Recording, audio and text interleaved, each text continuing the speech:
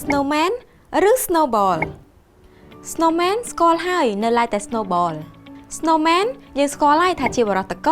ប៉ុន្តែ Snowball វិញគឺជាវិធីសាស្ត្រឬក៏បច្ចេកទេសដ៏បំណុលដែលជួយលោកអ្នកចាក់ចែងពីភាពស្មុគស្មាញនៅក្នុងពេលដែលលោកអ្នកជួបបំណុលច្រើននៅក្នុងពេលតែមួយវិធីសាស្ត្រនេះគឺត្រូវបានបង្កើតឡើងដោយលោក Dale Ramsey ដែលលោកគឺជាអ្នកជំនាញផ្នែកហិរញ្ញវត្ថុហើយគាត់ផ្ដោតទៅលើការដកបំណុលពីចំនួនតិចទៅចំនួនច្រើន Snowball មាន4ជំហានសំខាន់ជំហានដំបូងបំផុតនៅក្នុងវិធីសាស្ត្រដោះបំណុលឬក៏បច្ចេកទេសដោះបំណុលរបស់ Snowball គឺលោកអ្នកត្រូវតែកត់បំណុលទាំងអស់របស់លោកអ្នកដែលមានពីចំនួនដែលតិចជាងគេឬក៏តូចជាងគេបំផុតទៅចំនួនដែលច្រើនបំផុតដោយមិនគិតពីអត្រាការប្រាក់ឬក៏រយៈពេលសងនោះទេទី2អ្នកត្រូវតែបង់សងទៅកាន់ម្ចាស់បំណុលណាដែលមានចំនួនតិចជាងគេតាមដែលអាចធ្វើទៅបានហើយលោកអ្នកត្រូវតែកាត់បន្ថយចំណាយណាដែលមិនចាំបាច់ប្រចាំខែដើម្បីយកលុយទាំងអស់នោះមកបង្កើនការបង់សងត្រឡប់ប្រចាំខែទៅកាន់គេវិញការធ្វើបែបនេះនឹងជួយឲ្យលោកអ្នកកាត់បន្ថយសម្ពាធហិរញ្ញវត្ថុហើយក៏លោកអ្នកអាចមានកម្លាំងចិត្តនៅក្នុងការដោះបំណុលគេផងដែរ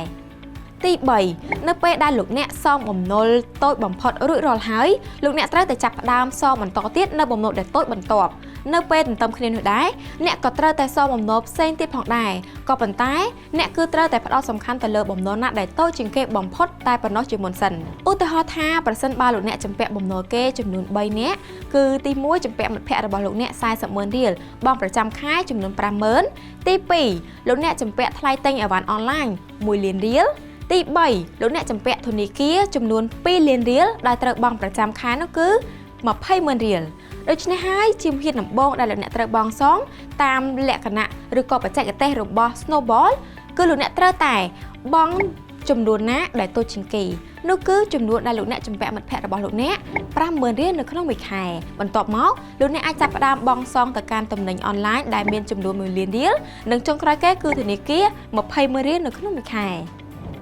ឧទាហរណ៍ថាក្នុងខែទី1អ្នកត្រូវសងអីវ៉ាន់អនឡាញនិងមិត្តភ័ក្តិប្រចាំខែ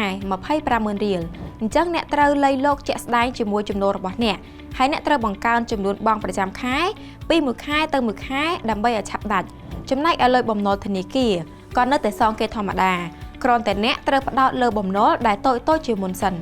នៅពេលដែលសងមិត្តភ័ក្តិនិងអីវ៉ាន់អនឡាញអស់ចាំអ្នកសងធនាគារដោយយកចំនួនលុយដែលអ្នកសងមិត្តភ័ក្តិនិងអីវ៉ាន់អនឡាញប្រចាំខែមកដាក់បន្ថែមបង់ធនាគារតតែដាច់ការធ្វើបែបនេះនឹងជួយឲ្យអ្នកមានកម្លាំងចិត្តនៅក្នុងការដោះស្រាយបំណុលទាំងនេះថ្មីថាអ្នកឃើញម្ចាស់បំណុលរបស់អ្នកកាន់តែតិចទោះបំណុលនោះមានទំហំច្រើនក៏ដោយការពិតជាស្ដែងទៅវិធីសាស្ត្រនៅក្នុងការដោះស្រាយបំណុលមានច្រើនមែនទែនដែលលោកអ្នកអាចជ្រើសរើសបានក៏ប៉ុន្តែវិធីសាស្ត្រ Snowball នេះគឺជាវិធីសាស្ត្រមួយដែលមានប្រសិទ្ធភាពជាងគេនិងជួយឲ្យអ្នកមានកម្លាំងចិត្តនៅក្នុងការបន្តការរកស៊ីឬក៏បើកអាជីវកម្មផ្សេងៗនិងមានកម្លាំងចិត្តនៅក្នុងការដោះបំណុលបន្តផងដែរ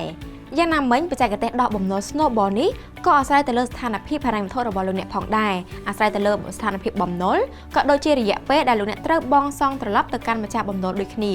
នាងខ្ញុំសូមជម្រាបថាវិធីសាស្ត្រដោះបំណុលបែប Snowball នេះគឺជាវិធីសាស្ត្រមួយដែលជួយកាត់បន្ថយភាពស្មុគស្មាញទៅដល់លោកអ្នកហើយជួយឲ្យលោកអ្នកមានក្តីសង្ឃឹមនៅក្នុងការបន្តអាជីវកម្មក៏ដូចជាបន្តដោះបំណុលបានយ៉ាងណាក៏ដោយសូមលោកអ្នកកុំខ្ចីបុលកម្ចីពីខាងក្រៅឬក៏បំណុលឯកជនយកមកដោះស្រាយវិលចំនៅក្នុងបញ្ហានេះវាកាន់តែធ្វើឲ្យលោកអ្នកបង្កបំណុលទាំងអស់នោះឲ្យកាន់តែរីកធំទៅនិងឈានដល់បំណុលលើសលប់ក៏ថាបាន